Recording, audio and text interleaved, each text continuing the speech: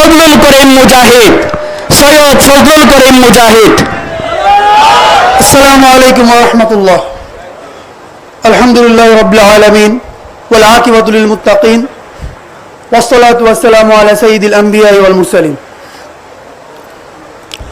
আজকের এই আয়োজনে উপস্থিত আছেন কেন্দ্রীয় সভাপতি, উপস্থিত আছেন কেন্দ্রীয় গুরুত্বপূর্ণ দায়িত্বশীলবৃন্দ, উপস্থিত আছেন সারা বাংলাদেশ থেকে আগত ইসলামী ছাত্র আন্দোলনের কর্মী ভাইরা, এবং উপস্থিত আছেন সারা বাংলাদেশ থেকে আগত সংগ্রামী মুজাহিদ ভাইরা। সকলকে জানাই ইসলামী ছাত্র আন্দোলন চরমনাই কর্মী শাখার পক্ষ থেকে শুভেচ্ছা ও অভিনন্দন। সময় সংক্ষেপ, আমি সৈয়দ ফজলুল করিম রহমতুল্লাহ আলাইহি একটা কথা তুলে ধরতে চাই। সৈয়দ ফজলুল করিম রহমতুল্লাহ আলাইহি চিন্তা করেছিলেন শুধু রুহানিয়াত বা শুধু জিহাদের মাধ্যমে এদেশে কখনো ইসলাম প্রতিষ্ঠা করা সম্ভব নয়, বরং রুহানিয়াত এবং জিহাদের সমন্বিত প্রয়াসের মাধ্যমেই এদেশে ইসলাম প্রতিষ্ঠা করা সম্ভব। ভাইরা আমার, তিনি এ ধারাবাহিকতায় বিভিন্ন মিশন চালু করে গিয়েছেন। এর মধ্যে একটি গুরুত্বপূর্ণ মিশন হচ্ছে ইসলামী ছাত্র আন্দোলন।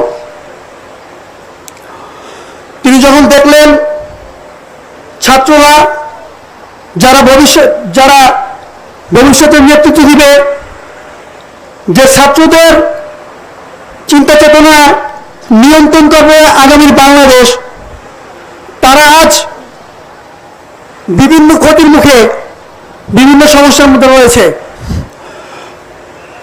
স্বার্থন্বেষী লোকরা এদের মাধ্যমে বিভিন্ন ধরনের স্বার্থ হাসিল করতেছে, এদের দ্বারা বিভিন্ন অন্য অপকর্ম জড়িয়ে ফেলেছে।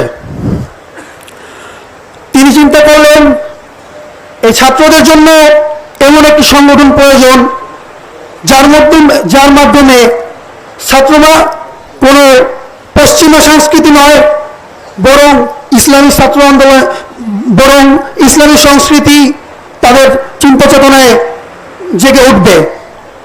তাদের চিন্তা চেতনায় তারা তো পড়বে স্কুলে, কলেজে, ইউনিভার্সিটিতে, কিন্তু তাদের চিন্তা চেতনা থাকবে ইসলামী চিন্তা চেতনা। এরই ধারাবাহিকতায় 1991 সালের 23 আগস্ট সৈয়দ ফজলুল করিম রহমতুল্লাহ আলাইহি ইসলামী ছাত্র আন্দোলন প্রতিষ্ঠা করেন। আলহামদুলিল্লাহ, ইতিমধ্যে ইসলামী ছাত্র আন্দোলন সারা বাংলাদেশের মধ্যে ছাত্রদের কাছে একটি আস্থার প্রতীক হয়ে উঠেছে।